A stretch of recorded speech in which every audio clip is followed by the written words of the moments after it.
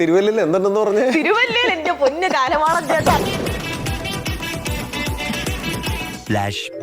ഞങ്ങൾ തിരുവല്ലയിൽ ഒരു ദിവസം വരുവാണെങ്കിൽ ഞങ്ങൾ തിരുവല്ലയിൽ നിങ്ങൾ ഇതാണ് കഴിക്കേണ്ടത്. എന്റെ പൊന്നളി അവിടെ എങ്ങനെയുണ്ട്? സുഖമായിരിക്കുന്നു? കൊള്ളാം. ചന്ദ്രനിൽ നിന്ന് ബഹിരാകാശത്ത് നല്ല ഭംഗിയുണ്ട്. ഞാൻ റോക്സി. എനിക്ക് വാത്താളം അടിക്കുന്നതാണ് എനിക്ക് ഏറ്റവും കൂടുതൽ കഴിവുള്ളത്. അതെ ആ മുഖത്ത് എഴുതി വെച്ചിട്ടുണ്ട്. ഏതാണ് ഏറ്റവും ബെസ്റ്റ് ഫുഡ് അവിടുത്തെ? എനിക്ക് കോഴിക്കോടും കണ്ണൂരത്തെ ഫുഡ് എനിക്ക് ഭയങ്കര ഇഷ്ടമാണ്. ചെറിയൊരു ഗെയിം സെക്ഷനിലേക്ക് ഈ മൂടോ നമുക്ക് മാറ്റാം. ഈ അടി ഞാൻ കേരളക്കരയ്ക്ക് വേണ്ടി അങ്ങ് സമർപ്പിക്കുന്നു. തിരുവല്ല 5 ഫുഡ് സ്പോട്ടിന്റെ പേര് സിനിമയുടെ പേര് അഭിനയിച്ച് കാണിക്കുക.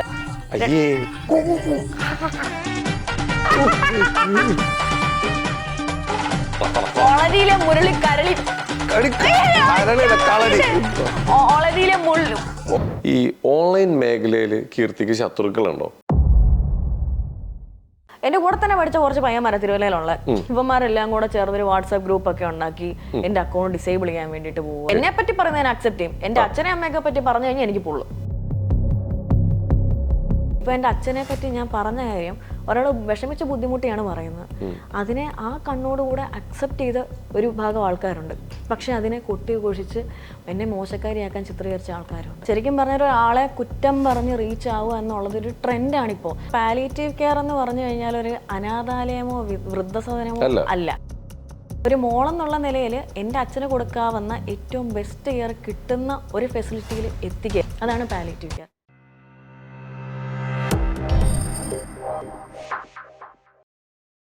നമസ്കാരം, welcome to Jango space. It's me Sreenath K Janardhanan. അപ്പം ഇന്ന് നമ്മുടെ കൂടെ ഒരു അതിഥിയുണ്ട്. ഈ അതിഥിയെക്കുറിച്ച് പറയുകയാണെങ്കിൽ ഈ നമ്മുടെ ചെറിയ പഴക്കം ചെന്നൊരു വണ്ടി കുടിയിൽ ചാടുമ്പോൾ കേൾക്കുന്ന ഒരു ശബ്ദമില്ലേ, അതേപോലെ ചിരിക്കുന്ന ഒരാളുണ്ട് ഈ നമ്മുടെ ഓൺലൈൻ മേഖലയിൽ. കഴിഞ്ഞ ദിവസങ്ങളിലായിട്ട് കുറച്ച് ആൾ ചന്ദ്രനിലും സ്പേസിലൊക്കെ പോയിട്ട് ഇപ്പോൾ ആൾ ഭൂമിയിൽ കാലുകുത്തിയിട്ടുണ്ട്. നമ്മുടെ സ്വന്തം റോക്സി. നമസ്കാരം.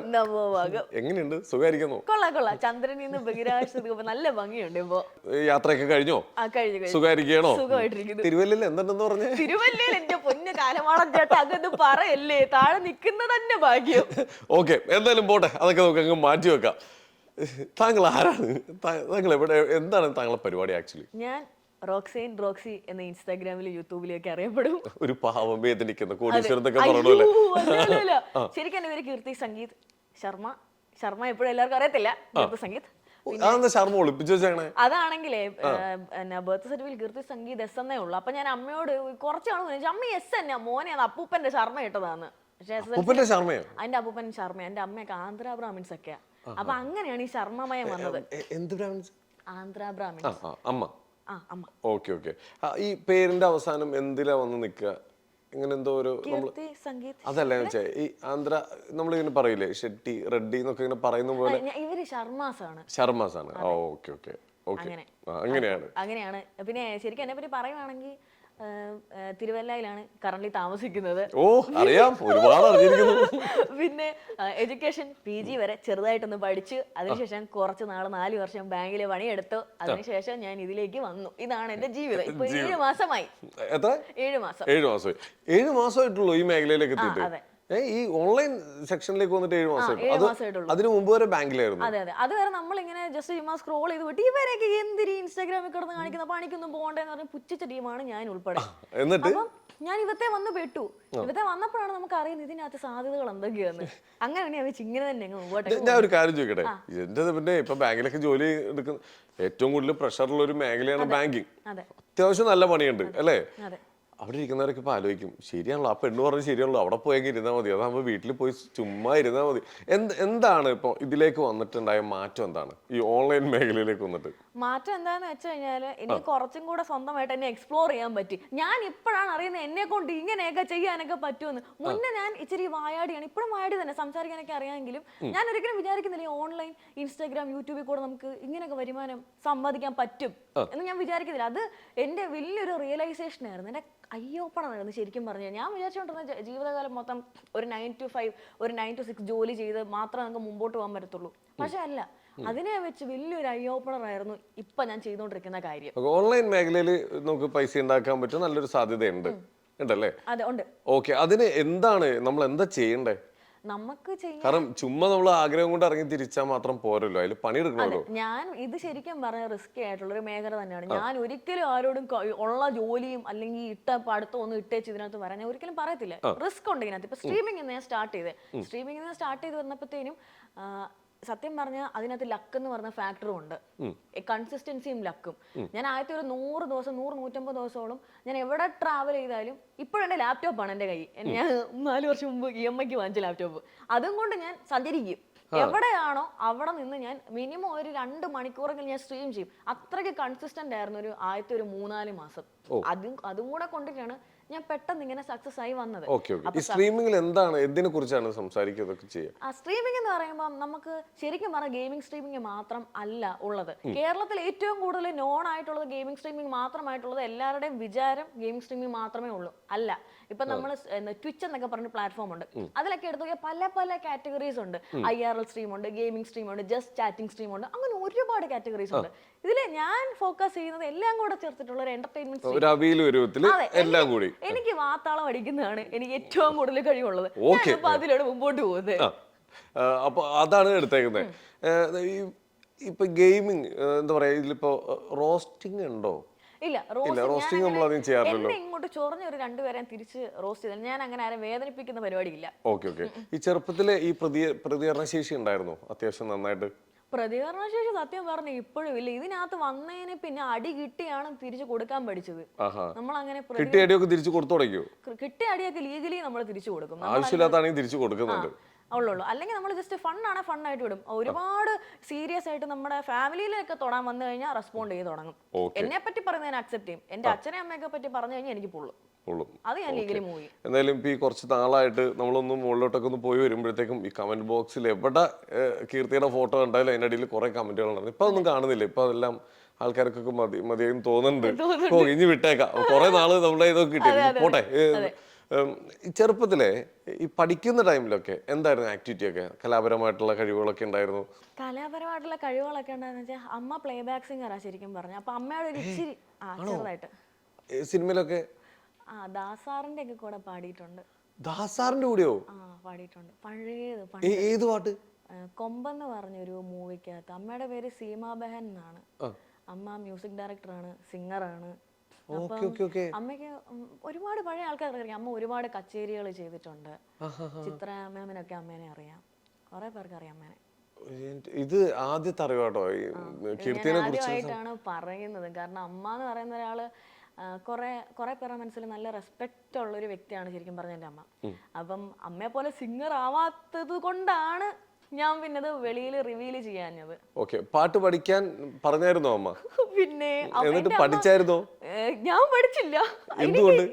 എനിക്ക് അമ്മ എന്നൊക്കെ പറയുന്ന ആള് ഡെഡിക്കേറ്റഡ് ആയിട്ട് വർഷങ്ങളോളം ഇരുന്നത്. അമ്മയൊക്കെ അന്ന് പണ്ട് ഗുരുവിന്റെ വീട്ടിൽ പോയി ഉറങ്ങി എണീറ്റ് പാട്ട് അത്രയും പഠിച്ചു വന്ന ഒരാളാണ്. വർഷങ്ങളായിട്ട് 10, 18, 20 വർഷങ്ങളോളം.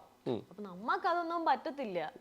നമ്മുടെ മുറ്റത്തെ മുല്ലയ്ക്ക് മണവില്ലെന്ന് പറയുന്ന പോലെ എന്റെ അമ്മയുടെ പാട്ട് പഠിക്കാൻ പലതരത്തുനിന്ന് ആൾക്കാർ വരുന്നുണ്ട് അമ്മയുടെ അടുത്ത്. പക്ഷെ ഞാൻ മാത്രം ഇരിക്കത്തില്ല അമ്മയുടെ അടുത്തുനിന്ന്. അമ്മ സരിഗമപ തിട്ടപ്പെടുത്താതെ അതിന്റെ മണ്ടക്കോട്ട് അമ്മ പഠിപ്പിക്കൂല.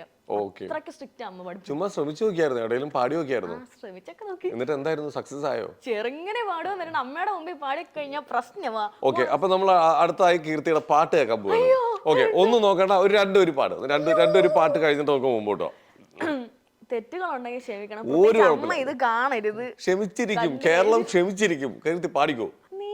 സിരയാവണം പ്രേമക്കടലാവണം വർണ്ണപ്പൂമ്പാറ്റകൾ പോലെ നാം പാരണം വീണ്ടും ജന്മങ്ങളിൽ നീ എന്നിണയാവണം നിന്റെ ഇടനെഞ്ചാകണം. മതി. സൂപ്പർ. തള്ളു. ഇല്ല നന്നായിരുന്നു. ഞാൻ നല്ലതെന്ന് തന്നെ പറയും. പക്ഷെ ചിരിയുടെ അത്ര വരില്ലേട്ടാ. ചിരിയാണ് നമ്മുടെ മാസ്റ്റർ പീസ്. പണ്ട് ഇങ്ങനെ ഇരിക്കാറുണ്ടോ? ഞാൻ എപ്പോഴും ചേട്ടാ എങ്ങനെ ചിരിക്കുന്നേ. നമ്മളെ ഫ്രണ്ട്സ് ഒക്കെ പറയും ചിരിക്കാതെ അത് തിയേറ്ററിലൊക്കെ പോയി കഴിയുമ്പോ ഒരുപാട് ഇങ്ങനെ ഇരിക്കണേ. ചിരിക്കും. അപ്പൊ അമ്മ രാത്രി വന്നിട്ട് പറയും പൊന്നു മോനെ നീ ഒരു ഇച്ചിരി കുറയ്ക്കുന്നത്. അത് ഓട്ടോമാറ്റിക്, എനിക്ക് ഒന്നും ചെയ്യാൻ പറ്റൂല. അമ്മ അടുത്തൊക്കെ പറയാറുണ്ട്, മാഡം മോടെ ചിരി ഒരു ചിരി. അമ്മ പറയും എന്നാ ചെയ്യാൻ, അവളുടെ ചിരി അങ്ങനെ, ഞാൻ എങ്ങനെ കൺട്രോൾ ചെയ്യും എന്റെ ചിരി? പക്ഷെ നമ്മുടെ ഐഡന്റിറ്റി ആയില്ലേ ഈ ചിരി. അതെ, ഇപ്പൊ ആൾക്കാരോ ഇത് മറ്റേ കീർത്തിയിരിക്കണ പോലെ ഒരുപാട് പേര് കുറ്റം പറഞ്ഞ ശരി എന്റെ, പക്ഷെ ഇതാ എന്റെ ചിരി.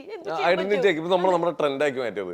അല്ല പിന്നെ അത്രേ ഉള്ളൂ. റിംഗ് ടോൺ ആക്കണം എനിക്ക് ഇനി ഇത്. അതെ, നമുക്ക് മറ്റേ യൂട്യൂബിൽ വിൽക്കുകയും ചെയ്യാം. കോപ്പിറൈറ്റ് അടിച്ചു തന്നിട്ട് വേറെ ആരും ഉപയോഗിച്ച് കിട്ടിയതൊന്നും പോരല്ലേ. ഓക്കെ. അപ്പൊ വേറെ ഫാമിലി ആരൊക്കെയാണ്? ഞാനും അമ്മയും അച്ഛനും. അമ്മയും അച്ഛനും ആണല്ലോ. നമുക്ക് നമ്മുടെ എന്താ പറയാ, റോക്സിയുടെ കുറെ നല്ല കാര്യങ്ങൾ ചോദിച്ചറിയാനുണ്ട്. കാരണം ഒരുപാട് ഇപ്പം ആകാശത്തൊക്കെ പോയി വന്നപ്പോൾ ഞാൻ ഇങ്ങനെ റോക്സിനെ കുറിച്ച് അന്വേഷിക്കുമ്പോൾ റോക്സിയുടെ കയ്യിൽ നിന്ന് കിട്ടേണ്ട കുറെ നല്ല കാര്യങ്ങളുണ്ട്. അതെന്താന്ന് ആൾക്കാരിലേക്ക് എത്തിക്കണമെന്നുണ്ട്. അപ്പൊ അതിലേക്ക് വരാം. അതിന് മുമ്പ് ഒരു കാര്യം ചോദിക്കട്ടെ, ഇപ്പൊ ഈ ഒരു തിരുവല്ല ഇഷ്യൂ ഉണ്ടായതിന് ശേഷം എന്താണ് ലൈഫിൽ വന്ന മാറ്റങ്ങൾ എന്തൊക്കെയാണ്? മാറ്റങ്ങൾ എന്ന് പറയാനായിട്ട് എനിക്ക് പേഴ്സണലി പോസിറ്റീവായിട്ടൊന്നും ഉണ്ടിട്ടില്ല, പക്ഷെ നെഗറ്റീവായിട്ട് ഞാൻ കുറെ കാര്യങ്ങൾ ഫേസ് ചെയ്യേണ്ടി വന്നിട്ടുണ്ട്. ഈ ഒരു കാര്യം ഉണ്ടായതിനു ശേഷം ഒരു രണ്ട് മൂന്ന് ദിവസത്തിനുള്ളിൽ എന്റെ കൂടെ തന്നെ പഠിച്ച കുറച്ച് പയ്യന്മാരെ തിരുവല്ലയിലുള്ള ഇവന്മാരെല്ലാം കൂടെ ചേർന്നൊരു വാട്സാപ്പ് ഗ്രൂപ്പ് ഒക്കെ ഉണ്ടാക്കി എന്റെ അക്കൗണ്ട് ഡിസേബിൾ ചെയ്യാൻ വേണ്ടിയിട്ട് പോവുക. തൊട്ടടുത്തുനിന്ന് ഞാൻ കൊണ്ട് സൈബറിൽ കൊണ്ട് കേസ് ഫയൽ ചെയ്തു. അങ്ങനെ എൻ്റെ വലിയൊരു മാറ്റമാണ്. ഞാൻ എൻ്റെ ജീവിതത്തിൽ ആദ്യമായിട്ട് സൈബർ സെല്ലിൽ കയറി ഒരു കംപ്ലൈൻറ്റ് ചെയ്യാൻ. അങ്ങനെ ഞാൻ പഠിച്ചു, ഒരാൾ നമുക്കെതിരെ ഇല്ലീഗൽ ആയിട്ടുള്ള രൂപത്തിൽ നമ്മളെ ബുദ്ധിമുട്ടിപ്പിക്കാൻ വന്നു കഴിഞ്ഞാൽ നമ്മൾ എന്ത് ചെയ്യാം എന്നുള്ളത് വലിയൊരു ലെസൺ ആയിരുന്നു എനിക്ക്. പിന്നെ എൻ്റെ വീട്ടുകാരെ പറ്റി മോശമായിട്ടുള്ള രീതിയിൽ കണ്ടന്റ്സ് ഒക്കെ ഇറക്കാൻ തുടങ്ങി എൻ്റെ നാട്ടുകാർ തന്നെ. അതിനെ ഞാൻ സൈബറിൽ കൊടുത്തു. അപ്പോൾ ഏറ്റവും വലിയ മാറ്റം, ഞാൻ സൈബർ സെല്ലിന്റെ ആ ഒരു സപ്പോർട്ട് എങ്ങനെ നമുക്ക് നല്ല രീതിയിൽ ഉപയോഗിക്കാം, നമ്മളെ സപ്പോർട്ട് ചെയ്യാൻ നമ്മൾ നമുക്ക് വേണ്ടി സംസാരിച്ചില്ലേ വേറെ ആരും സംസാരിക്കാൻ വരത്തില്ല. ഈ പറയുന്ന കുറ്റം പറയുന്ന നാട്ടുകാർ നമ്മളെ സേഫ് ഗാർഡ് ചെയ്യാൻ വരില്ല. നമ്മൾ സ്വന്തമായിട്ട് നമ്മളെ പ്രൊട്ടക്ട് ചെയ്തേ വരത്തുള്ളൂ. എനിക്ക് കിട്ടിയ ഏറ്റവും വലിയൊരു ഐ ഓപ്പണിംഗ് ലെസൺ ആയിരുന്നു എങ്ങനെ ഓൺലൈനിൽ നിൽക്കുമ്പോൾ ആൾക്കാർ നമ്മളെ പറ്റി മോശം പറയുക അനാവശ്യമായിട്ട് എങ്ങനെ സൈബർ സെല്ലിനെ നമുക്കത് ഉപയോഗപ്പെടുത്താം എന്നുള്ളത്. അതായിരുന്നു വലിയൊരു കാര്യം ഇവത്തെ. അതിപ്പോ ഒരുപാട് പേർക്കുള്ള ഒരു പാഠമാണ്. ഇപ്പൊ തന്നെ നമ്മുടെ തൊട്ടടുത്ത് ഒരാള്, നമുക്ക് എല്ലാവർക്കും ഭയങ്കര വിഷമകരമായിട്ടുള്ള ഒരു കാര്യമാണ്, ഒരാൾ സൂയിസൈഡ് ചെയ്യേണ്ട ഒരു ഇതിലേക്ക് വരെ എത്തി. അത് സോഷ്യൽ മീഡിയയിൽ കൂടി അദ്ദേഹത്തിന്റെ ഫേസ് ഭയങ്കരമായിട്ട് പ്രചരിപ്പിച്ചതിന്റെ ഭാഗമായിട്ടും കൂടിയാണ്. അദ്ദേഹത്തിനുണ്ടായ മനോവിഷമമാണ്. അത് സത്യമാണോ നുണയാണോ എന്ന് പോലും അറിയാതെയാണ് ആ വീഡിയോ എടുത്തിട്ട് ആൾക്കാർ ഏറ്റെടുത്തതും അയാൾക്കുണ്ടായ മനോവിഷമം ഉണ്ടാവുന്ന അയാൾ സൂയിസൈഡ് ചെയ്യേണ്ടി വന്നത്. ശരിക്കും അങ്ങനെ ചെയ്യേണ്ട ആവശ്യമില്ലല്ലേ? നമുക്കെതിരെ ഒരാളൊരു വീഡിയോ ഇട്ട് കഴിഞ്ഞാൽ നമ്മുടെ ഭാഗത്ത് തെറ്റില്ലെങ്കിൽ ധൈര്യമായിട്ട് സൈബർ സെല്ലിൽ പോവാം. ശരിക്കും പറഞ്ഞ ഒരാളെ കുറ്റം പറഞ്ഞ് റീച്ച് ആവുക എന്നുള്ളത് ഒരു ട്രെൻഡാണ് ഇപ്പോൾ. അതിനെ സപ്പോർട്ട് ചെയ്യാൻ സൊസൈറ്റിയും ഉണ്ട്, ഇല്ലെന്ന് പറയാൻ പറ്റത്തില്ല. പക്ഷെ ഇങ്ങനൊരു സിറ്റുവേഷൻ നാളെ ആർക്ക് സംഭവിക്കാം. ഇപ്പം ഒരു ചേട്ടൻ, ദീപക് എന്ന് പറഞ്ഞ ചേട്ടൻ്റെ പുള്ളി നിരപരാധി ഒരാൾ ഇതിനകത്ത് വന്ന് പെട്ടു. ഇങ്ങനെ നാളെ ആർക്ക് സംഭവിക്കാം. ആ സമയത്ത് നിങ്ങൾ ഒരിക്കലും ഇങ്ങനെ ചിന്തിക്കാൻ പാടില്ല, ഞാനും എൻ്റെ ജീവിതം അവസാനിപ്പിക്കുക. എല്ലാവർക്കും പല പല മൈൻഡ് സെറ്റാണ്, സമ്മതിക്കാം. പക്ഷെ നിങ്ങൾക്ക് അവിടെ ലോ ഉണ്ട്, ലോ ആൻഡ് ഓർഡർ നമ്മളെ സെക്യൂർ ചെയ്യാനുണ്ട്. നിങ്ങൾ 100% നിരപരാധിയാണെങ്കിൽ ധൈര്യമായിട്ട് പോയി നോർമലായിട്ട് നടന്ന കേസല്ലേ, പോലീസ് സ്റ്റേഷനിലോ എവിടെ വെച്ചാൽ പോയി കംപ്ലൈൻറ്റ് ചെയ്യുക, നമ്മളെ ഫൈറ്റ് ചെയ്യുക. അങ്ങനെ ഒരു സ്ത്രീയാണെന്നും പറഞ്ഞിട്ട് ഒരു സ്ത്രീക്ക് എന്തും പറയാം എന്നുള്ള റൈറ്റ് ഒന്നും അങ്ങനെ ഒരു കാര്യമില്ല. ഇക്വാളിറ്റി എന്ന് പറയുന്നത് ഒരേപോലെയാണ്. ഒരു സ്ത്രീ ഒരു പുരുഷനോട് ചെയ്താലും പുരുഷൻ ഒരു സ്ത്രീയോട് ചെയ്താലും ലോ ആൻഡ് ഓർഡർ അവിടെ ഉണ്ട്. നമ്മളത് നന്നായിട്ട് യൂസ് ചെയ്യുക.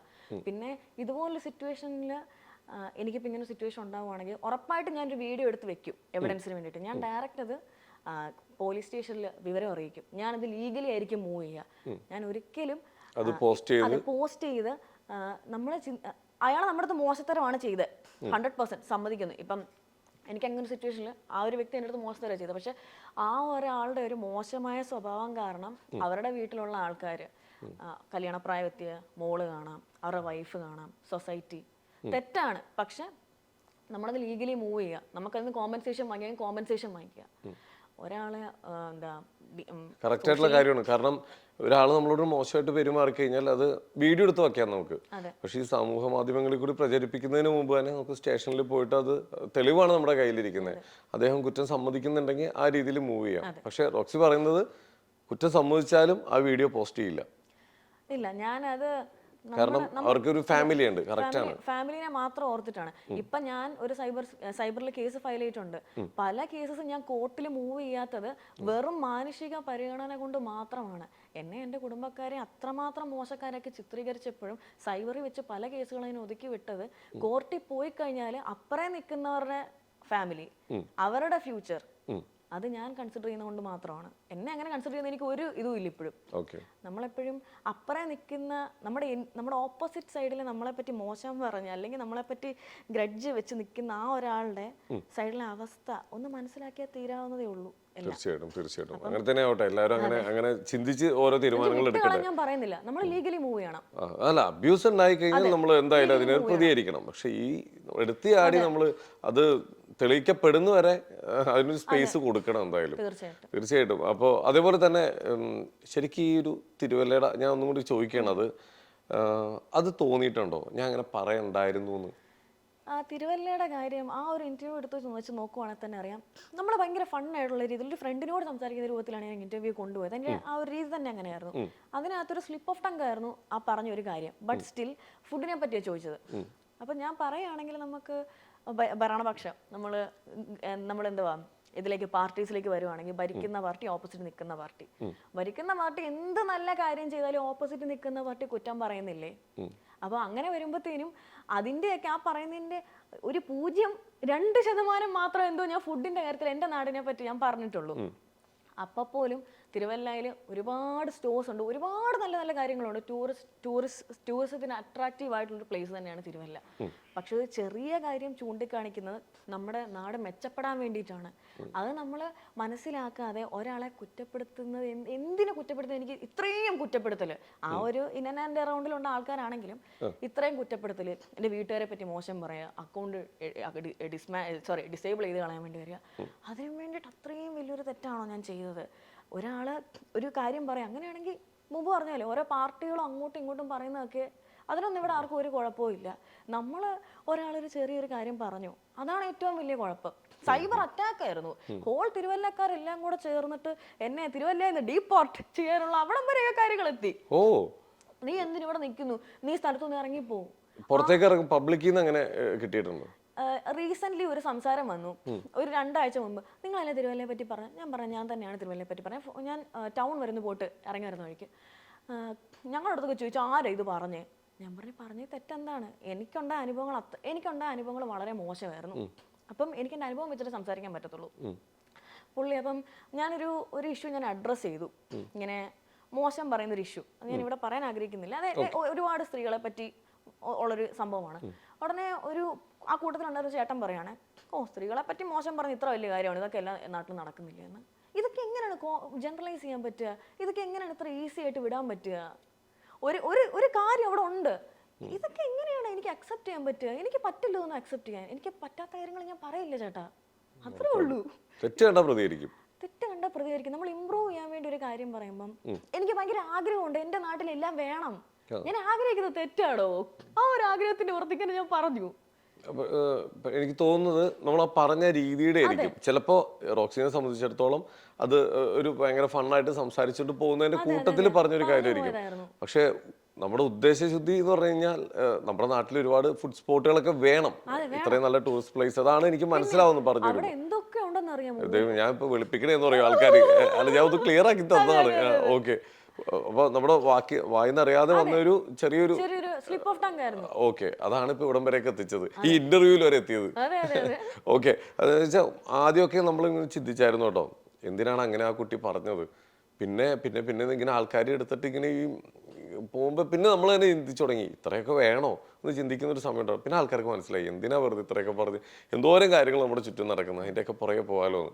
എന്തായാലും അതൊക്കെ മാറ്റി. ഒരു കാര്യം കൂടി എനിക്ക് അതിലെടുത്ത് പറയേണ്ട ഒരു കാര്യം, എനിക്കും കേട്ടപ്പോൾ ഒരു ക്വസ്റ്റ്യൻ മാർക്കുള്ളിൽ തോന്നിയൊരു കാര്യമാണ്.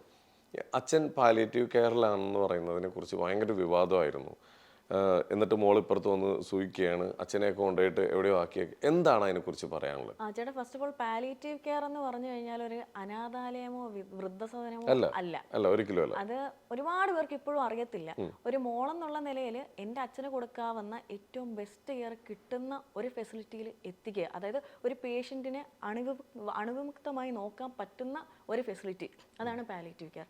ഇപ്പം ഞാനും എൻ്റെ അമ്മയും നോക്കിയാലും ഞങ്ങളെക്കാളും അത്രയും നല്ല രീതിയിൽ നോക്കാൻ പറ്റുന്നൊരു ഫെസിലിറ്റിയാണ് പാലിയേറ്റീവ് കെയർ. എൻ്റെ അച്ഛനോ എൻ്റെ കുടുംബക്കാർക്കോ എൻ്റെ അമ്മയോ ഞങ്ങളെല്ലാവരും ഇതിൽ അങ്ങോട്ടും ഇങ്ങോട്ടും ഹാപ്പിയാണ്. ബിക്കോസ് എൻ്റെ ഫാദർ നിൽക്കേണ്ട ഒരു ബെസ്റ്റ് പ്ലേസിലാണുള്ളത് എന്ന് വിചാരിച്ച് ഞാൻ എൻ്റെ അച്ഛനെയോ അമ്മയോ അബാൻഡൻ ചെയ്യോ അങ്ങനെയൊന്നും ഞങ്ങൾ ചെയ്തിട്ടില്ല. അച്ഛന് പ്രോപ്പറായിട്ടുള്ള കെയർ കിട്ടി കാര്യങ്ങളെല്ലാം മീറ്റ് ആകുമ്പോൾ ഞങ്ങൾ തിരിച്ച് വീട്ടിൽ കൊണ്ടുവരും. ഞങ്ങളല്ലാതെ ലൈഫ് ലോങ് എൻ്റെ അച്ഛനൊരു അനാഥാലയം ഈ ഒരു രീതിയിലാണ് ആൾക്കാർ പറഞ്ഞിറക്കിയേക്കുന്നത്. അപ്പോൾ ഇത് കേൾക്കുമ്പോൾ എൻ്റെ അച്ഛനും വിഷമം ഉണ്ടായിട്ടുണ്ട്. അതിൽ നിന്ന് ഒരുപാട് എന്താ പറയുക, ഒന്നാതെ വയ്യാതിരിക്കുന്ന ഒരു വ്യക്തിയാണ്.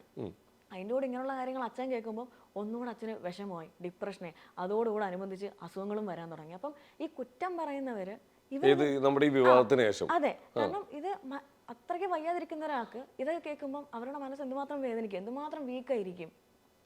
ഫുഡ് കഴിക്കുന്ന കാര്യത്തിലൊക്കെ മാറുക എന്ന് വെച്ചാൽ ഭയങ്കര അപ്സെറ്റ് ആയി പോകും. അപ്പോൾ അത്രയും വീക്കായിട്ടുള്ളവർ ഒന്നുകൂടെ അപ്സെറ്റായി. ഒന്നുകൂടെ അപ്സെറ്റ് ആക്കിയത് ആരാണ്? ഈ നാട്ടുകാരാണ്. ഇവർക്ക് നിങ്ങൾക്ക് ഈ നാട്ടുകാരെന്ന് പറയുന്ന ആൾക്കാർക്ക് നെഗറ്റിവിറ്റി മതി. പല പല നെഗറ്റിവിറ്റിയും പറയുമ്പം ഓപ്പോസിറ്റ് നിൽക്കുന്ന ആൾക്കാർ അത് എങ്ങനെയൊക്കെ അഫക്റ്റ് ചെയ്യുന്നുണ്ട്. അല്ലെങ്കിൽ നെഗറ്റീവ് പറയുന്ന ഒരാൾ അച്ഛന് സുഖമായോ, അല്ലെങ്കിൽ അച്ഛന് മരുന്ന് കൊടുക്കാൻ പറ്റുന്നുണ്ടോ, എന്തെങ്കിലും ഒരു ചോദ്യം പോലും എൻ്റെ അടുത്ത് ആരും ചോദിച്ചിട്ടില്ല. എങ്ങനെയൊക്കെ നെഗറ്റിവിറ്റി പരത്താം എന്ന് മാത്രമേ എല്ലാവരും ഫോക്കസ് ചെയ്തിട്ടുള്ളൂ. ഓക്കെ, എന്തായാലും അതെല്ലാം ഇനി മാറ്റി വെക്കും. എന്തായാലും ഇപ്പൊ എല്ലാവരും ഹാപ്പി ആണല്ലോ? എല്ലാവരും പണ്ട് മുതലേ ഹാപ്പിയാണ്. പണ്ട് മുതലേ പ്രശ്നമാണ് നാട്ടുകാർക്ക്. ഓക്കെ, മാറ്റി വെക്കാം. എന്തായാലും നമുക്ക് ഇപ്പൊ ഈ പറഞ്ഞു വന്നപ്പോ എന്തൊക്കെയോ എവിടെയൊക്കെ അറിയാണ്ട് വായിന്ന് വന്നേക്കുന്ന ഒരു വാക്ക് അതങ്ങ് ആൾക്കാരെ ഏറ്റെടുത്തു. അത്ര സ്പെഷ്യൽ ആയതുകൊണ്ട് അന്ന് നിങ്ങൾ വിചാരിച്ചാൽ മതി. ഓക്കെ, ഹാപ്പി ആയില്ലേ? ഇനി നേരെ തിരിച്ചിങ്ങോട്ട് വരട്ടെ, ഇപ്പോഴത്തെ പ്രസന്റ് സിറ്റുവേഷനിലേക്ക് വരട്ടെ. എന്താണ് ഇപ്പോഴത്തെ ഇനി ഫ്യൂച്ചർ പരിപാടികളൊക്കെ? എന്താണ് ഫ്യൂച്ചർ പരിപാടികൾ? ഇച്ചിരി കൂടെ സ്ട്രീമിംഗ് ഒരു ഇച്ചിരി കൂടെ ഫോക്കസ്ഡ് ആവണം. കാരണം ഈ കുറച്ച് ഇൻസ്റ്റാഗ്രാം ഒക്കെ പുഷ് ചെയ്യുന്നതുകൊണ്ട്. അല്ല, ഒരു കാര്യം ചോദിക്കട്ടെ, സകല ഹോട്ടലിലും പോയിട്ട് ഫുഡൊക്കെ കഴിച്ച് റിവ്യൂ ഒക്കെ പറയുന്നുണ്ട്, അല്ലെങ്കിൽ ഹോട്ടലുകളെ കുറിച്ച് പറയുന്നുണ്ട്. ശരിക്കും അവിടെയൊക്കെ പോയി ഡയറക്റ്റ് പോയി കഴിക്കുന്നുണ്ടോ, അല്ലെങ്കിൽ ചുമ്മാ തള്ളുന്നതാണോ? സത്യം പറ. ഞാൻ ഭയങ്കര ട്രാവൽ എന്തൂസിയാസ്റ്റ്, ഞാൻ ഭയങ്കര തീറ്റപ്രാന്തിയുമാണ്. ഞാൻ ഒട്ടുമിക്ക നല്ല നല്ല കടലിൽ കേരളത്തിൽ നിന്ന് എല്ലായിടത്തും പോയി തിന്നിട്ടുണ്ട്. തിന്നതിന്റെ ബേസിസിലാണ് നമ്മൾ വിലയിരുത്തുന്നത്. ഒരു മിനിറ്റ്, ഒരു വടി കൂടി എന്നിട്ടാണ് എന്തോ സൗണ്ട് കേട്ടെ എന്നിട്ടാണ് ഇവിടെ ഹോട്ടലിന്റെ കാര്യത്തിന് വിവാദത്തിലേക്ക് പോയത്. അല്ല, അത് ഇപ്പൊ നമുക്ക് കോഴിക്കോട് കിട്ടുന്ന ഫുഡല്ല എനിക്ക് എന്റെ നാട്ടിൽ കിട്ടുന്നത്. ആ ഒരു ബഡ്ജറ്റ് റേഞ്ചിലായിരിക്കണമെന്നില്ല. നമ്മള് കമ്പയർ ചെയ്തല്ലേ. ഞാൻ ഒരുപാട് സ്ഥലത്ത്. ഏതാണ് ഏറ്റവും ബെസ്റ്റ് ഫുഡ് അവിടുത്തെ? ഏത് നാട്ടിലെ? കേരളത്തിലെ അവിടുത്തെ ഏറ്റവും ബെസ്റ്റ് ഫുഡ്? എനിക്ക് റോക്കറ്റ് റെഡി ആക്കി എടുത്തിക്കോ. ഇല്ല, എനിക്ക് കോഴിക്കോടും കണ്ണൂരത്തെ ഫുഡ് എനിക്ക് ഭയങ്കര ഇഷ്ടമാണ്. അവിടെ ബിരിയാണി, കല്ലുമ്മക്ക, ഐശ്വര്യത്തി, എനിക്കതൊക്കെ ഭയങ്കര ഇഷ്ടമാണ്. അപ്പൊ നമ്മൾ അത് വെച്ചായിരിക്കും കമ്പയർ ചെയ്യാൻ. ഞാനിപ്പോ അവിടെ മാത്രം ഉണ്ടായിരുന്ന ഒരു വ്യക്തിയാണെങ്കിൽ എനിക്ക് തിരുവല്ല പൊക്കി പറയാൻ പറ്റും. പക്ഷെ ഞാനിങ്ങനെ പല സ്ഥലത്ത് പോയി ഫുഡ് കഴിക്കുമ്പോ പറ്റുന്നില്ല. ഫുഡിയാണ്. ഓക്കെ, അപ്പൊ ശരിക്കും കഴിച്ചിട്ട് തന്നെയാണ് ഇതൊക്കെ പറയുന്നത്. അതെ. വേറെ ട്രാവൽ ചെയ്യാൻ ഇഷ്ടമാണ് ഒരുപാട്. അതെ. എവിടെയാണ് ഏറ്റവും കൂടുതൽ ഏറ്റവും ദൂരം പോയേക്കുന്നത്? എവിടെ ഏറ്റവും ദൂരം? മുംബൈ. അതാണോ? മുംബൈ ആണോ? എന്നാ പോയേ? ഒരുപാടായോ? ഇന്റർനാഷണൽ പോയത് കഴിഞ്ഞ ആഴ്ച മലേഷ്യക്ക്. അത് എവിടെ പോയി നോക്കുമ്പോ മുംബൈ. ഓക്കെ, പലതും മറക്കുന്നുണ്ട് ഇതിന്റെ ഇടയില്. മലേഷ്യ പോയി. ഒറ്റയ്ക്ക് പോയോ? കൂട്ടത്തോടെ വേറെ ഫാമിലി വേറെ ആൾക്കാർ. എനിക്കൊരു ഓപ്പർച്യൂണിറ്റി കിട്ടി, അങ്ങനെ പോയതാണ്. ഞാൻ ഒറ്റയ്ക്കായിരുന്നു, പക്ഷെ ബാക്കി ഫാമിലിയുടെ കൂടെ. ഓക്കെ, എന്നാ മലേഷ്യയിൽ പോയിട്ട് ഏറ്റവും ഇഷ്ടപ്പെട്ടത് എന്താ? കഴിക്കാനാണോ? കഴിക്കാൻ എനിക്ക് അവിടെ ഇഷ്ടപ്പെട്ടത് ഇതൊരു മറ്റേ ഓയിസ്റ്റർ. ഈ വെറൈറ്റി ആയിട്ട് എന്തെങ്കിലും ട്രൈ ചെയ്തിട്ടുണ്ടോ? വല്ല പാമ്പോ മുയലോ? അവിടെ അതൊന്നും ഇല്ലായിരുന്നു. ഇല്ല. അങ്ങനെ കിട്ടിക്കഴിഞ്ഞാൽ കഴിക്കും? കഴിക്കും. ഉറപ്പാണോ? ഉറപ്പായിട്ടും കഴിക്കും. ഓക്കെ, ശരിയാക്കി തരാം. ഓക്കെ, നമുക്ക് ഇപ്പൊ സ്ട്രീമിങ്ങിന്റെ കാര്യം പറഞ്ഞില്ലേ, ഇതില് ശരിക്കും പറഞ്ഞാൽ ഈ കുട്ടികള്, ഇപ്പോഴത്തെ കുട്ടികൾ എല്ലാവരുടെയും ഇപ്പൊ ഒരു ചിന്തതാണ്, പണ്ട് ഗെയിം കളിക്കുമ്പോൾ വീട്ടുകാർ ചീത്ത പറയുമായിരുന്നു. ഇപ്പൊ കുട്ടികൾ വീട്ടുകാരോട് പറഞ്ഞു കൊടുക്കുന്നത് ലക്ഷങ്ങൾ ഉണ്ടാക്കാൻ പോണേ ഗെയിം കളിച്ചിട്ട്. അതൊരു നല്ല പ്രവണതയാണോ? സ്ട്രീമിംഗ് എന്ന് പറയുന്നത്, അല്ല, ഗെയിമിങ്ങിനെ പറ്റി നമുക്ക് സംസാരിക്കാം. ഒരുപാട് ഗെയിമേഴ്സ് ഉണ്ട് ശരിക്കും പറഞ്ഞാൽ. 10,000 കണക്കിന് ഗെയിമേഴ്സ് നമ്മുടെ ഇന്ത്യയിലുണ്ട്. അതിൽ നിന്ന് ആയിരക്കണക്കിന് ആൾക്കാർ മാത്രമാണ് രക്ഷപ്പെട്ട് വരുന്നത് ലിറ്ററലി. അപ്പൊ ഇതിനകത്ത് ഭയങ്കര റിസ്ക് ഫാക്ടർ ഉണ്ട്. നമുക്ക് എത്ര കഴിവുണ്ടെങ്കിലും നമുക്ക് പിടിച്ച് കയറി വരാൻ ഭയങ്കര ബുദ്ധിമുട്ടാണ്. എല്ലാവരും ലക്ഷങ്ങൾ ഉണ്ടാക്കുന്നില്ല. കേരളത്തിൽ തന്നെ എടുത്ത് നോക്കിക്കോ, എത്ര സ്ട്രീമേഴ്സ്, എത്ര ഗെയിമേഴ്സ് ഉണ്ട് ലക്ഷങ്ങൾ ഉണ്ടാക്കുന്നത്. എല്ലാവരും ലക്ഷങ്ങൾ ഉണ്ടാക്കുന്നില്ല. ഞാൻ ഉൾപ്പെടെ നമുക്ക് ജീവിച്ചു പോകാൻ കിട്ടുന്നുണ്ട്, എന്നല്ലാണ്ട് ലക്ഷങ്ങളൊന്നും എനിക്ക് ഉണ്ടാക്കാൻ പറ്റില്ല. വലിയൊരു സമ്പാദ്യം നമുക്ക് ഒരിക്കലും അങ്ങനെ എല്ലാവർക്കും ലക്ഷങ്ങൾ ഉണ്ടാക്കാൻ പറ്റുന്ന ഒരു സിറ്റുവേഷൻ അല്ല. ഒരുപാട് പേര് ഉള്ള സാധനങ്ങളൊക്കെ വിറ്റു ഇറക്കി വരെ മക്കൾക്ക് ഇതൊക്കെ മേടിച്ചു കൊടുക്കുന്നുണ്ട്. അത് മോശമാണെന്നല്ല പറയുന്നത്, പക്ഷെ ഒരു കാര്യം, എല്ലാവർക്കും ഈ പറയുന്ന പോലെ അതിൽ നിന്ന് വലിയൊരു വരുമാനം ഉണ്ടാക്കാൻ പറ്റുന്നില്ല. ഗെയിമിംഗ് എന്ന് പറയുന്നത്, ഗെയിമിംഗ് ഇൻഡസ്ട്രി ഗ്ലോബലി എടുത്തു വെക്കുവാണെങ്കിൽ, ഹോൾ വേൾഡ് എടുത്തു വെക്കുവാണെങ്കിൽ, നമ്മുടെ മ്യൂസിക്കും മൂവീസും ഒരുമിച്ച് ചേരുന്നതിന്റെ ഡബിളോ ട്രിപ്പിളോ ഇൻകം ആണ് റവന്യൂ ജനറേറ്റ് ചെയ്യുന്നത് ഹോൾ ഗെയിമിംഗ് ഇൻഡസ്ട്രി വേൾഡില്. ആസ് പെർ സ്റ്റാറ്റിസ്റ്റിക്സ് ആണ് പറയുന്നത്. ഗൂഗിളിൽ എടുത്ത് നോക്കി നമുക്ക് കാണാൻ പറ്റും കഴിഞ്ഞ വർഷത്തെ. അത്രയ്ക്ക് പൊട്ടൻഷ്യൽ ഉള്ള ഒരു മേഖലയാണ്. മേഖലയാണ് ഗെയിമിംഗ്. Okay, ഗെയിമിംഗ് എന്ന് പറഞ്ഞാൽ ഫ്രണ്ട് എൻഡ് മാത്രമല്ല, ബാക്ക് എൻഡ് ഉണ്ട്. ഗെയിമിംഗ് ഇഷ്ടമുള്ള കുട്ടികളാണ് ഗെയിം ഡെവലപ്പർ ആവാം, നമുക്ക് മാർക്കറ്റിംഗിൽ വർക്ക് ചെയ്യാം, ഒരുപാട് ഒരുപാട് ഒരുപാട് മേഖലകളുണ്ട് അതിനകത്ത്. ഓക്കെ അവിടെയൊക്കെ നമുക്ക് വർക്ക് ചെയ്യാം. നമുക്ക് ക്യാരക്ടർ സ്കെച്ച് ചെയ്യുന്ന ആളായിട്ട് മാറാം. അവർക്കൊക്കെ ഭയങ്കര ഇൻകം ആണ്.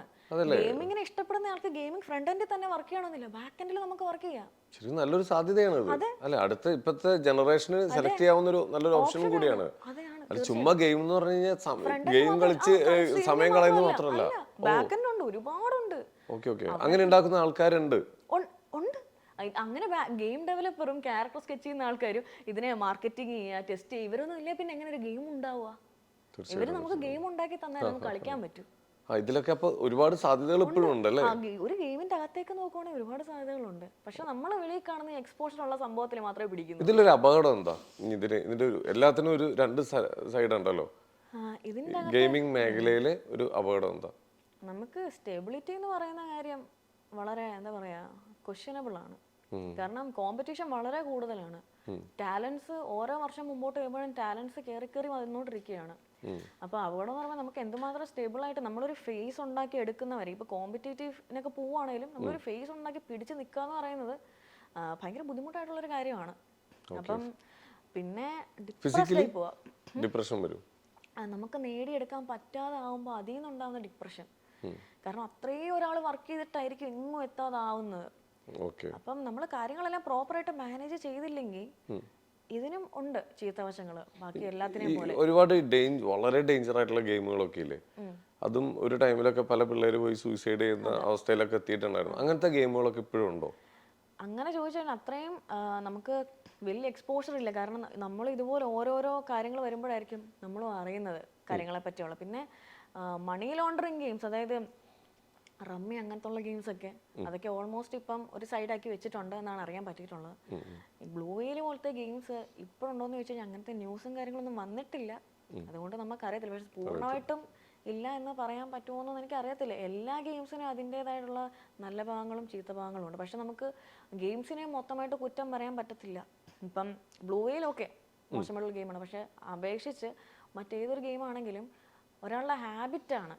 അഡിക്ഷൻ എന്നൊക്കെ പറയുന്നത് ഒരാളുടെ ഹാബിറ്റാണ്, അവരുടെ ചുറ്റുപാടുകൾ, അവരുടെ ചോയ്സ് അനുസരിച്ച്. അപ്പം ഒരു ഗെയിമിനോട് അഡിക്ഷൻ ആയി പോകുന്നതും ഈസ് എ ബാഡ് ഹാബിറ്റ്. പക്ഷെ അതിനെ നമുക്ക് ഗെയിമിനെയും കുറ്റം പറയാൻ പറ്റില്ലല്ലോ. Addiction is A habit. അപ്പം നമ്മളത് ബാലൻസ് ചെയ്യാൻ പഠിക്കുക. നല്ലതെന്താ ചീത്ത എന്താന്ന് അറിയാൻ പറ്റിക്കഴിഞ്ഞാൽ എല്ലാം നമുക്ക് മാനേജ് ചെയ്യാൻ പറ്റും. ഓക്കെ, ഇപ്പൊ ഒരു റോക്സിയുടെ ഒരു ഇന്റർവ്യൂല്, റോക്സിന്ന് കീർത്തി എന്നൊക്കെ മാറിപ്പോണ്ട് രണ്ടും എല്ലാം ഒരാളായതുകൊണ്ട് കുഴപ്പമില്ല. കീർത്തിയുടെ ഒരു ഇന്റർവ്യൂല് ഞാൻ കണ്ടായിരുന്ന ഒരു റീലിൽ കണ്ടാണ് 18+ ഗെയിമുകൾ ഉണ്ടത്. ശരിക്കും പറഞ്ഞാൽ 18+ ഗെയിമുകൾ എന്ന് തീരുമാനിക്കുന്നത് ആ കളിക്കുന്നവരല്ലേ.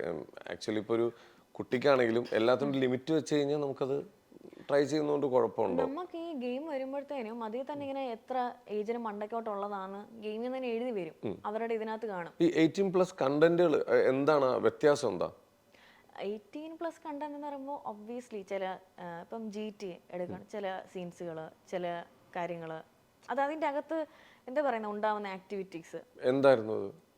അതിപ്പോ എങ്ങനെയാ പറയാ, ഒരു കുഴപ്പമില്ല പറഞ്ഞോണ്ട്. മേ ബി ന്യൂഡിറ്റി ആയിരിക്കാം, അല്ലെങ്കിൽ ന്യൂഡിറ്റി എന്ന് പറഞ്ഞാൽ അത്ര ന്യൂഡിറ്റി അല്ല, അതുമായിട്ട് റിലേറ്റഡ് ആയിട്ടുള്ള കാര്യങ്ങളായിരിക്കാം, അല്ലെങ്കിൽ അബ്യൂസീവ് ലാംഗ്വേജസ് ആയിരിക്കാം.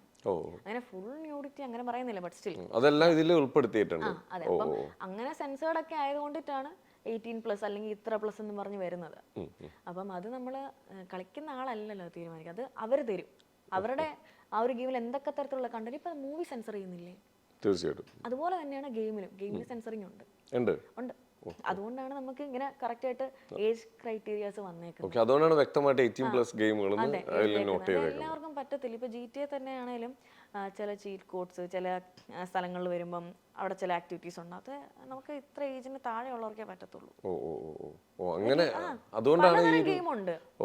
അപ്പൊ അതെല്ലാം ശരിക്കും പറഞ്ഞാൽ അത് മോണിറ്റർ ചെയ്ത് കളിക്കാം. ഇപ്പൊ നമ്മൾ മറ്റേ എന്താ പണ്ട് നിഞ്ച, ഫ്രൂട്ട് നിഞ്ച, അതിന് കുഴപ്പമില്ല. അതിലെന്ത് എന്താണുള്ളത്, അബ്യൂസീവ് ഉണ്ടോ? ഒന്നുമില്ല.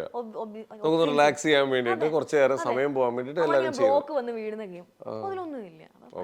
ഇങ്ങനെ കുറച്ച് ഉള്ളിലോട്ട് പോകുമ്പോഴാണ് ഇങ്ങനത്തെ കുറെ ഇഷ്യൂസ് ഒക്കെ ഉള്ളത്. അപ്പോൾ ഈ മേഖലയിൽ കോമ്പറ്റീഷൻ ഉണ്ടെന്നൊക്കെ പറയണ്ടല്ലോ, ഈ ഓൺലൈൻ മേഖലയിൽ കീർത്തിക്ക് ശത്രുക്കളുണ്ടോ? എനിക്ക് അറിയത്തില്ല.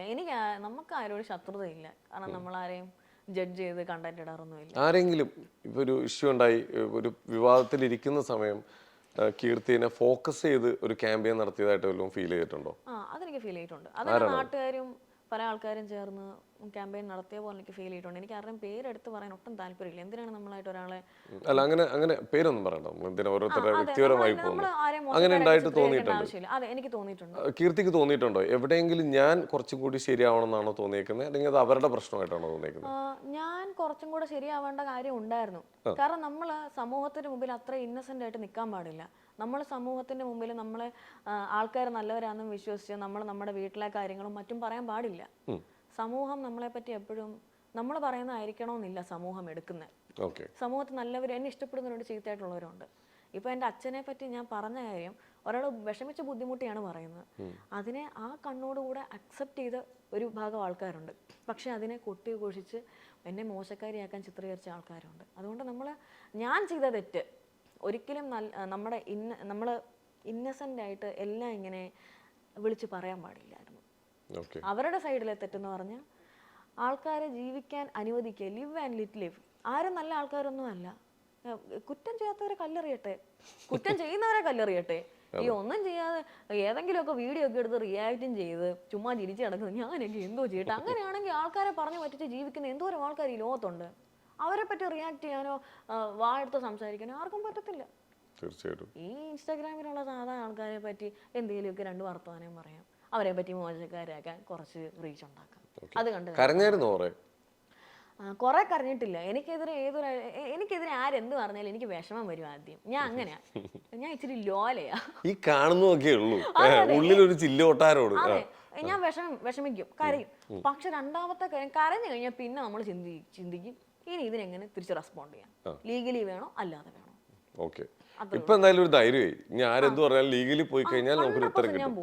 വന്നവരൊക്കെ ലീഗലി നേരിട്ടിട്ടുണ്ട് എല്ലാരും. ഞാൻ ഒരിക്കലും ഇതുപോലെ എന്താ പറയാ ഇൻസ്റ്റാഗ്രാമിൽ ഇരുന്ന് അങ്ങോട്ടും ഇങ്ങോട്ടും മോശത്തരം പറഞ്ഞ് ആൾക്കാർ ചെളി വരി എറിയുന്നത്, അത് എന്താ പറയാ ഭയങ്കര മോശമായിട്ടുള്ളൊരു കാര്യമാണ്. സ്വന്തമായിട്ട് എനിക്ക് ഒരു ബോധം ഉണ്ട്. അതുകൊണ്ട് ഞാൻ ഒരിക്കലും അതിന് നിൽക്കത്തില്ല. നമ്മൾ ഫണ്ണായിട്ട് ചെയ്യും, സീരിയസ് ആയിട്ട് ഒരിക്കലും നിൽക്കത്തില്ല. ഒരാളെ ഇൻസ്റ്റാഗ്രാമിൽ വ്യക്തിഹത്യ ഞാൻ ചെയ്യൂല. ഓക്കെ, അപ്പൊ എന്തായാലും നമുക്ക് ഇനിയൊരു പണിയാ, ചെറിയൊരു ഗെയിം സെക്ഷനിലേക്ക് വരും. ഈ മൂഡോ നമുക്ക് മാറ്റാം. ഓക്കെ, അപ്പൊ ഇതിനൊക്കെ ചെറിയൊരു ശിക്ഷയും കൂടെ ഉണ്ട്. ദൈവമേ, ഈ അടി ഞാൻ കേരളക്കരയ്ക്ക് വേണ്ടി അങ്ങ് സമർപ്പിക്കുന്നു. ഓക്കെ, ഇത് ഓരോന്ന് പിക്ക് ചെയ്തോ. ഞാൻ 10 സെക്കൻഡ് സമയം തരും, അതിനുള്ള ടാസ്ക് ഫിനിഷ് ചെയ്യണം. ചില ടാസ്കുകൾക്ക് ഞാൻ സമയം തരാം. ഓക്കെ, ഫസ്റ്റ് തരുത്തോ. അത് ചെയ്തില്ലെങ്കിൽ അടിയാണ്ടോ? തെറ്റ് കഴിഞ്ഞാൽ അടിയാണ്, ചെയ്തില്ലെങ്കിൽ അടിയാണ് എന്നാണ് എഴുതിയേക്കുന്നത്. പറയൂ, വായിക്കൂ, ഉറക്കം വായിച്ചോ. ഈ സിനിമയുടെ പേര് അഭിനയിച്ച് കാണിക്കുക. കാണിച്ചോ. അയ്യോ, ഞാൻ പറയണം, എന്നെ കൊണ്ട് പറയിപ്പിക്കണം. ഇരിക്കാനല്ലേ വരുന്നുള്ളൂ. ഇരിക്കാൻ പിന്നെ ഇനി വെക്കുന്നത് ഓടാ. കാണിക്കട്ടെ. അയ്യേ, രണ്ട് പേരുണ്ട്. ഒന്നാമത്തെ എനിക്കിപ്പോ വേറെ സാധനം അറിയാത്ത പിള്ള ചൊറിയും പറയും. കൊരങ്ങ്.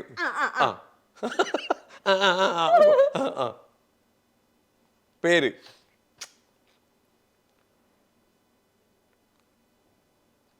ഒന്നാമത്തെ കൊരങ്ങ്. രണ്ടാമത്തെ കൊരങ്ങിന്റെ വേറെ കൊരങ്ങിന്റെ ഗൊറില്ല, ചിമ്പാൻസി കൊരങ്ങ് തന്നെ. മങ്കി. മങ്കി. ഓ, മങ്കി പെൻ. തന്നോ, എനിക്ക് തന്നോ ടാസ്ക്. എന്റെ തിരിച്ച് നല്ലത് കിട്ടും. ഓക്കെ, നെക്സ്റ്റ് എടുത്തോ. തിരുവല്ലയിലെ 5 ഫുഡ് സ്പോട്ടിന്റെ പേര്. പോരട്ടെ, തിരുവല്ലയിലെ 5 ഫുഡ് സ്പോട്ടിന്റെ പേര്. ഇച്ചിരി അവിടെ എല്ലാം എക്സ്പെൻസീവ് ആണ്, ഉള്ള കാര്യം പറയാലോ. വീണ്ടും കേറിക്കോ. അല്ല, എക്സ്പെൻസീവ് ആണ്. എന്താണെങ്കിലും പേര് പറഞ്ഞാൽ മതി. എലൈറ്റിലെ ബീഫ് സ്റ്റേക്ക് കൊള്ളാം. ഒന്ന്. പിന്നെ ഒരു 2 വീട്ടിലൂണുണ്ട്. ഒരെണ്ണം രാമഞ്ചിറ ഇറക്കത്തില് ലെഫ്റ്റ് സൈഡില് ഒരു ആന്റി നടത്തുന്ന പാതയം, ആ വീട്ടിലൂണ് നല്ലതാണ്. പിന്നെ ഇപ്പൊ സിലിക്കോണിന്റെ തൊട്ട് സൈഡിൽ കൂടെ അകത്തോട്ട് കയറുന്ന ഒരു വീട്ടിലൂണ് എന്റെ ഫ്രണ്ടിന്റെ അമ്മ, ലെഫ്റ്റില് എന്റെ ഫ്രണ്ടിന്റെ അമ്മ. നല്ല ഫുഡാ. 100 രൂപ എങ്ങാണ്ടേ ഉള്ളൂ, 100 110 മീൻ കിട്ടും. പിന്നെ 3 എണ്ണമായില്ലേ? 3 എണ്ണമായി. നാലാമത്തെ പോരട്ടെ. പറഞ്ഞോ പറഞ്ഞോ. നാലാമത്തെ അയ്യോ നാലാമത്തെ ഇപ്പൊ പെട്ടെന്ന് ചോദിച്ചു കഴിഞ്ഞാ താഴത്തെ രാമഞ്ചിറ ഇറക്കത്തിൽ രാവിലെ പോയി കഴിഞ്ഞാൽ 9 മണിക്കുള്ളിൽ ഇഡ്ഡലിയും സാമ്പാറും കിട്ടും. രാമഞ്ചിറ ഇറക്കത്തിൽ റൈറ്റ് സൈഡിൽ ആക്സിസ് ബാങ്കിന്റെ ഓപ്പോസിറ്റ് ചെറിയൊരു തട്ടുകട. അത് ബഡ്ജറ്റാ. ബഡ്ജറ്റാണ്. ബഡ്ജറ്റ് ഫ്രണ്ട്ലി ആണ്. 30 രൂപ ഉള്ളൂ. അതെ നല്ല ഫുഡുവാ. എന്തിനാ 20 രൂപ? 20-30 രൂപ. എന്തിന്? 30 രൂപ എന്തോളൂ ഇഡ്ഡലിക്ക് സാമ്പാറിന്. സാമ്പാറിന്. ഓക്കെ. പിന്നെ ഒരെണ്ണം കൂടി പറ. നല്ല മന്തിയൊക്കെ കിട്ടുന്ന മന്തി കിട്ടുന്ന അൽറാസി. അൽറാസി ഇതൊക്കെ തിരുവല്ല തന്നെയാണ്. അൽറാസിയും കുഴപ്പമില്ല. ഈ എലൈറ്റിലെ ബീഫ് സ്റ്റീക്ക് മാത്രമുള്ള എക്സ്പെൻസീവ്, ബാക്കി എക്സ്പെൻസീവ് അല്ല. അല്ല ബാക്കിയെല്ലാം നോർമലാണ്. നൈസ്. അപ്പൊ ഇത്ര സ്ഥലം ഉണ്ടായിട്ടാണ് കൈ നീട്ടിക്കോ. ഇത് പറഞ്ഞാലും തരും. ഞാൻ പറഞ്ഞു ഞാൻ പറയട്ടോ. ആ വീഡിയോ ഞാൻ അൽറാസി പറഞ്ഞു, പക്ഷെ എല്ലാവരും അതിനെ ഞാൻ കട്ട് ചെയ്തു. ഓ എന്നിട്ട് ബാക്കി ഒന്നുമില്ലെന്നാ പറഞ്ഞത്. ഫുഡ് അൽറാസി ആയിരുന്നു, പക്ഷെ അത് കട്ട് ചെയ്തവര് കട്ട് ചെയ്ത്. Okay next. അങ്ങനെ ആ ടാസ്ക് കഴിഞ്ഞിരിക്കുകയാണ്. ഇത് മൊത്തം ഞാൻ പറയണം. ഈശ്വര ഭഗവാൻ, ഇനി 2 കൂടിയേ ഉള്ളൂ. ഇഷ്ടമുള്ള ഒരു ഭക്ഷണ പദാർത്ഥത്തെ വർണ്ണിക്കുക, അല്ലെങ്കിൽ ഇഷ്ടമുള്ള ഒരു സ്ഥലത്തെ വർണ്ണിക്കുക. ഭക്ഷണ പദാർത്ഥം. ഓക്കെ വർണ്ണിക്കുക അങ്ങോട്ട്. ഭക്ഷണ പദാർത്ഥം ഭക്ഷണമല്ലേ? ഭക്ഷണം. അയ്യോ അങ്ങ് പറഞ്ഞോ എന്താ അതിന്റെ രുചിയെ കുറിച്ച്. ഇതെന്ത് ശരിയാണ് ഈശ്വര. ഓക്കെ. എനിക്ക് ഏറ്റവും തിന്നെ ഇഷ്ടം കഞ്ഞിയാ. കഞ്ഞി എന്ന് പറയുമ്പം ഞാൻ സ്കൂളിലൊക്കെ പഠിക്കുന്നത് രാവിലെയും രാത്രിയും കഞ്ഞിയായിരുന്നു കുടിച്ചോണ്ടിരുന്നത്. അമ്മയ്ക്കും ജോലിക്ക് പോകണം, അമ്മയ്ക്കും എളുപ്പമായിരുന്നു, എനിക്ക് വിഴുങ്ങാനും എളുപ്പമാണ്, ഭയങ്കര കംഫർട്ടാ. അങ്ങനെ നല്ല ചൂട് കഞ്ഞി വിത്ത് ചെറുപയറ് ഇങ്ങനെ കലക്കി. എനിക്ക് ഉപ്പ് മതി, കഞ്ഞി ഉപ്പ് മതി, ഞാൻ സന്തോഷമായിട്ട് തിന്നും. നമുക്ക് മറ്റേ ഡെക്കറേഷൻ ആയിട്ട് ചമ്മന്തിയോ പപ്പടമോ ഒന്നും വേണ്ട. ഉപ്പും പയർ അമ്മ അതിലിട്ട് പുഴുങ്ങി തരും ഒരുമിച്ച്. ഉപ്പ്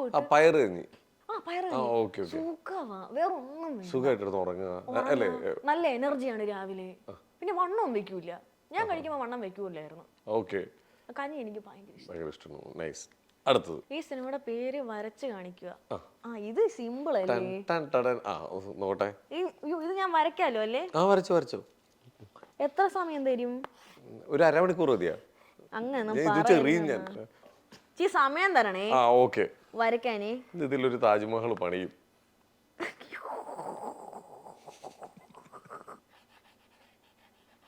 കഴിച്ചില്ലേ? പിന്നെ ഇതൊക്കെ തന്നെ ഞാൻ എങ്ങനെ കഴിയും? ഇത് എന്തിരിത്? ദൈവമേ തെറി വിളിക്കണ്ടെന്ന് തോന്നുന്നു എന്റെ ഇടയിൽ കൂടി. ഓക്കെ കാണിക്കുന്നോട്ടെ. ഇതെന്തത്? 2 വേർഡാ, ഒരുമിച്ച് വായിക്കണം. ഇപ്പുറത്തുള്ള പൂച്ചയാണോ? അല്ല, പൂച്ചയുടെ വലുത് കണ്ടില്ലേ പുള്ളി? എന്റെ പൊന്നെ പുലിമുരുകൻ. മുരുകനെ മനസ്സിലായി. ആരും വിചാരിക്കരുത് എനിക്ക് മുരുകൻ വരയ്ക്കാൻ ഇത്രേ പറ്റുള്ളൂ. എല്ലാരും പൊറുക്കണേ. പുലിമുരുകനെ പക്ഷെ എനിക്ക് ഇഷ്ടമായിട്ടാ. വരയ്ക്കുമോ നന്നായിട്ട്? ഇല്ല കൊള്ളാം. ആൾക്കാരെ മാത്രം ചിലപ്പോ വരയ്ക്കും. എന്തായാലും കൊള്ളാം. ഇനി നെക്സ്റ്റ് ഒരെണ്ണം കൂടി ഇല്ലേ? ഏതോ സിമ്പിൾ ടാസ്ക് ആട്ടാ. ഒളരിയിലെ മുരളി കരളി കരളി അല്ല കളരി. ഒളരിയിലെ മുരളി കരളി മേടിക്കാൻ റെഡി ആയിക്കോ. ഒളരിയിലെ മുരളി കരളി കരളിയല്ല കളരി. ഒളരിയിലെ മുള്ളിയ ആര്? ഒളരിയിലെ മുരളി കളരി പഠിച്ചു. ഒളരിയിലെ മുരളി കരളി ഒളരിയിലെ മുരളി കരളി പഠിച്ചു. ഒളരിയിലെ മുരളി കരളി പഠിച്ചു. ഒളരിയിലെ മുരളി കരളി പഠിച്ചു. ഒളരിയിലെ മുരളി കളരി പഠിച്ചു. ഒളരിയിലെ മുരളി ആര് മുള്ളിന്ന്? ഒളയിലെ മുള്ളിന്നൊക്കെ പറയണേ. ഒളരിയിലെ മുരളി കരളി എടി നോക്കി വായിക്കി നോക്കി. ഒളരിയിലെ മുരളി കരളി പഠിച്ചു. ഒളരിയിലെ മുരളി കളരി പഠിച്ചു. ഒളരിയിലെ മുരളി കളരി പഠിച്ചു. ഒളരിയിലെ മുരളി കളരി മുരളി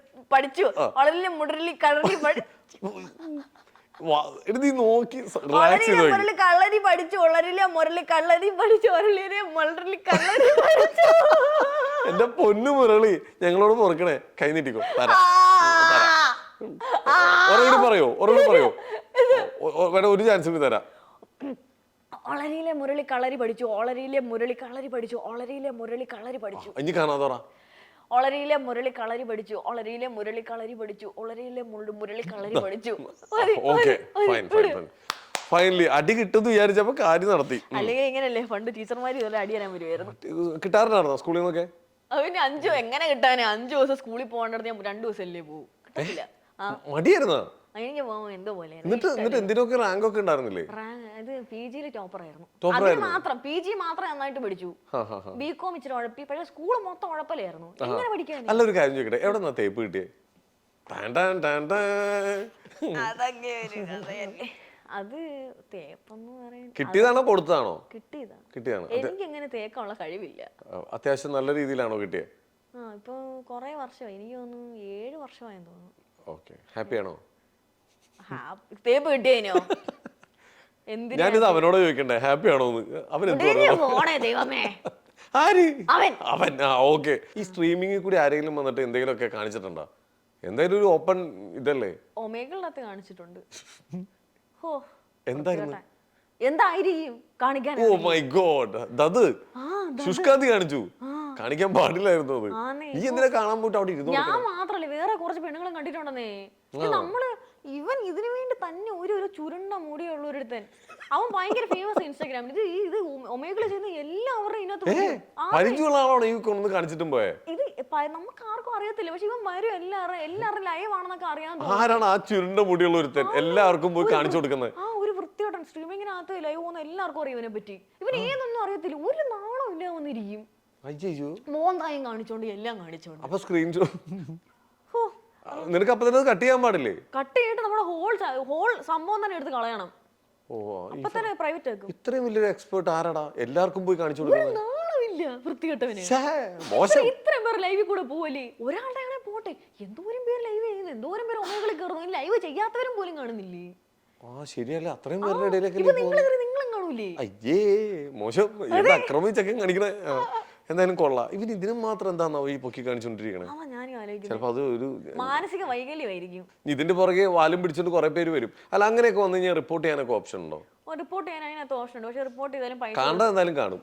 എന്നിട്ടാണോ റിപ്പോർട്ട് ചെയ്യാനല്ലേ? എന്നിട്ട് അവർക്ക് പൈസ കൊടുത്ത് വീണ്ടും കയറാൻ തോന്നുന്നു. അങ്ങനെയുണ്ട്. പിന്നെ അതൊക്കെ സ്ട്രേഞ്ചേഴ്സിന്റെ പ്ലാറ്റ്ഫോം അല്ലേ, അതും 18+ ആണ്. അതിനകത്ത് ഇങ്ങനെയൊക്കെ വരുമല്ലോ.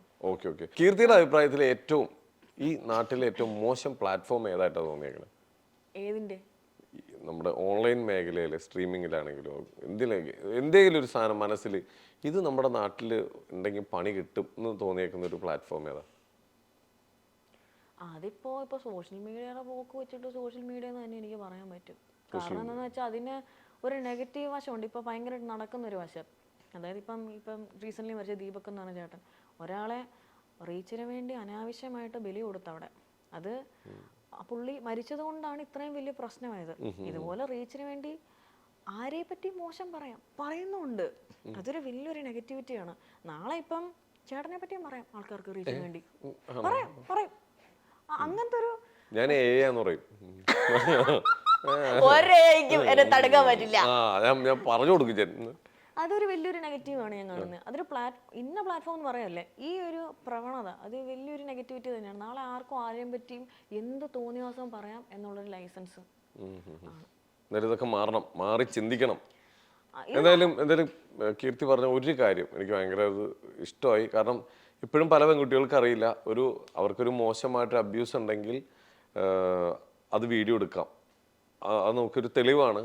പക്ഷെ നിയമപരമായിട്ട് പോയി അത് ആ പോലീസുകാരുടെ അടുത്ത് കൊണ്ടുപോയി കാണിച്ചു കൊടുത്തു കഴിഞ്ഞാൽ അത് നിയമപരമായിട്ടുള്ള നടപടികൾ എടുക്കും. അതിന് നിയമം ഇല്ലാന്നൊന്നും ഇല്ല, നിയമം ഉണ്ട് ഇവിടെ. അതിനല്ലേ നമുക്ക് പോലീസുകാരും ഗവൺമെന്റും ഒക്കെ ഉള്ളത്. നിയമം ഉണ്ടല്ലോ. തീർച്ചയായിട്ടും. എന്തിനാണ് മറ്റൊരാളുടെ അത് ഇനിയൊരു പല കാരണങ്ങൾ കൊണ്ട് ഇതൊരു തെറ്റിദ്ധാരണയുടെ പുറത്താണെങ്കിൽ ഒരാളുടെ ജീവൻ വരെയാണ് ഇപ്പൊ പോയേക്കുന്നത്. അതെ, ഇപ്പം ശരിക്കും പറഞ്ഞാൽ ഇപ്പൊ വന്ന പല ഓൺലൈൻ പേജുകളും കോടതികളാവുകയും കാണുന്ന വ്യൂവേഴ്സ് പോലീസുകാരും ആയിക്കൊണ്ടിരിക്കുകയാണ്. അപ്പൊ പോലീസിന് കോടതിക്ക് ഇവിടെ വിലയില്ലേ? ഇവരൊക്കെ എന്തിനാണുള്ളത്? നമ്മളെ സംരക്ഷിക്കാനാ. നമ്മൾ ഉപയോഗിക്കണം. അത് പേടിക്കേണ്ട ആവശ്യമില്ല, ആണായാലും പെണ്ണായാലും. തീർച്ചയായിട്ടും. അപ്പൊ എന്തായാലും എന്താണ് ഇനി അടുത്ത പ്ലാൻ, ഇനി മുമ്പോട്ടുള്ള ഫ്യൂച്ചർ പ്ലാൻ എന്താണ്? ഇന്ദുചൂടന്റെ ഫ്യൂച്ചർ പ്ലാൻ? ഇന്ദുചൂടന്റെ ഫ്യൂച്ചർ പ്ലാൻ നല്ല രീതിയിൽ ഇനിയും മുമ്പോട്ട് പോകണം. തളരാതെ മുമ്പോട്ട് തന്നെ. ലക്ഷം പിന്നാലെ ലക്ഷം പിന്നാലെ ഉണ്ടേലും ഇല്ലേലും ഒറ്റയ്ക്കാണ് മുമ്പോട്ട് പോകണം. പിന്നെ എന്താണ്, സ്ട്രീമിംഗ് ഒക്കെ ഒന്ന് സെറ്റപ്പ് ആക്കണം. കുറെ കൂടി ഇൻസ്റ്റാഗ്രാമിൽ ഫോക്കസ് ചെയ്യണം. പിന്നെ ഞാൻ ഒരു കാർ എന്തൂസിയാസ്റ്റാ ശരിക്കും പറഞ്ഞു. ഒരു മിനിറ്റ്, പോർഷെ ഞാൻ പറയുന്നതാണോ ശരി, കീർത്തി പറയുന്നതാണോ ശരി? പോർഷെ എന്നാണോ എന്നെങ്ങനെയാണ് അത് ശരിക്കും പറഞ്ഞു കഴിഞ്ഞാൽ അത് ഇപ്പൊ റെഡി ആവും. പോഷ അങ്ങനെയാണ് പ്രൊനൗൺസ് ചെയ്യേണ്ടതെന്നാണ് പറഞ്ഞത്. പോഷ അതിനൊരു ഷ എന്ന് പറഞ്ഞ സാധനമാണ് പോഷ്. നമ്മൾ തെറ്റായിട്ട് അങ്ങനെ ഉച്ചരിക്കുന്ന വേറെ എന്തെങ്കിലും വാക്കുണ്ടോ നമ്മുടെ നാട്ടിൽ? BMW-നെ BMW എന്നാ പറയണ്ടെന്നാണ് BMW BMW മോട്ടോർ വർക്ക്സ് അല്ല, പക്ഷെ അങ്ങനെയും പറയാം, BMW എന്നും പറയാം. ഇപ്പൊ പോർഷ എന്ന് പറയുന്ന പോർഷ എന്നൊക്കെ പലരും പറയുന്നുണ്ട്. പക്ഷെ ശരിക്കും ഇതൊക്കെ ജർമ്മൻ വേർഡ്സ് ആയതുകൊണ്ട് നമ്മൾ ആ ഒരു രീതിയിൽ തന്നെ എനിക്ക് അങ്ങനെ പറയാനാണ് ഇഷ്ടം. ഞാൻ എപ്പോഴും BMW എന്നാണോ പറയുന്നത്? ഓക്കെ, ഒരൊറ്റ കാര്യം കൂടി കീർത്തി, ഞാൻ ആദ്യം ആക്ച്വലി വീട്ടിലേക്ക് പോയിരുന്നത് ഒരു ഹോം ടൂർ പോലെയൊക്കെ, എനിക്ക് ആ ഗെയിമിംഗ് സെറ്റപ്പ് ഒന്ന് കാണണം എന്നൊക്കെ വിചാരിച്ചിട്ട്. അപ്പോഴാണ് എന്നോട് പറഞ്ഞ ചെറിയൊരു ലാപ്ടോപ്പിലാണ് ഏട്ടാ ഞാനിത് ചെയ്തുകൊണ്ടിരിക്കണേന്നൊക്കെ. എന്താണ് ഒരു ഗെയിമിംഗ് സെറ്റപ്പ്, എങ്ങനെയാണ് അപ്പോൾ വീട്ടിലുള്ളത്? ചേട്ടാ എല്ലാരും കാണുന്ന കറങ്ങുന്ന കസേര ആടുന്ന മൈക്കും മാത്രമേ എല്ലാരും കാണുന്നുള്ളൂ. അതിന്റെ ബാക്കിൽ എന്താന്ന് കാണുന്നില്ല. സാധാ ഒരു അസൂസ് A15 ലാപ്ടോപ്പിലാണ് എന്റെ ജീവിതം ഓടിക്കൊണ്ടിരിക്കുന്നത്. 4 വർഷം മുമ്പ് വാങ്ങിച്ചതാണ്. പിന്നെ 2 റിംഗ് ലൈറ്റ് 200-300 രൂപയുടെ, പിന്നെ ഒരു ഇലൂമിനേഷൻ ബൾബ്. ഇതിലാണ് എന്റെ ജീവിതം ഓടിക്കൊണ്ടിരിക്കുന്നത്. ഇതിനാണ് നമ്മൾ ചെയ്യുന്നത്. അതെ, ഇതാണ് സംഭവം. ഇതിൽ നിന്നാണ് എന്റെ ഏർണിങ്സ് വന്നോണ്ടിരിക്കുന്നത്. ഓക്കെ, അത്ര വലിയ സെറ്റപ്പ് ഒന്നും വേണമെന്നില്ല. ശരിക്കും ചെറിയൊരു സെറ്റപ്പ് ആണെങ്കിലും ഉള്ളതുകൊണ്ട് ഓണം പോലെ നമുക്ക് ചെയ്യാം. നമുക്ക് ചെയ്യാൻ പറ്റും. ആദ്യം ഞാൻ തുടങ്ങിയത് നമ്മുടെ ഡൈനിങ് ടേബിളിന്റെ മറ്റേ ഡൈനിങ് ചെയർ എന്നാണ് തുടങ്ങിയത്. നമുക്കൊരു സ്പോൺസർഷിപ്പ് ക്യാബ് ഗെയിമിംഗ് ആ ചേട്ടൻ എനിക്ക് ഇത് വന്നു, ചെയർ തന്നു. പിന്നെ മെനറ്റാംസ് എന്ന് പറയുന്ന ചേട്ടനുണ്ട്, സ്ട്രീമറാണ്, പുള്ളി എനിക്ക് ആടുന്ന മൈക്കും തന്നു. അതുകൊണ്ടാണ് നിങ്ങൾ നല്ല കറങ്ങുന്ന കസേര ആടുന്ന മൈക്കും കാണുന്നത്. ഓക്കെ, ഇങ്ങനെ എല്ലാം കിട്ടട്ടെ. അപ്പൊ എന്തായാലും ഓക്കെ, സെറ്റ്.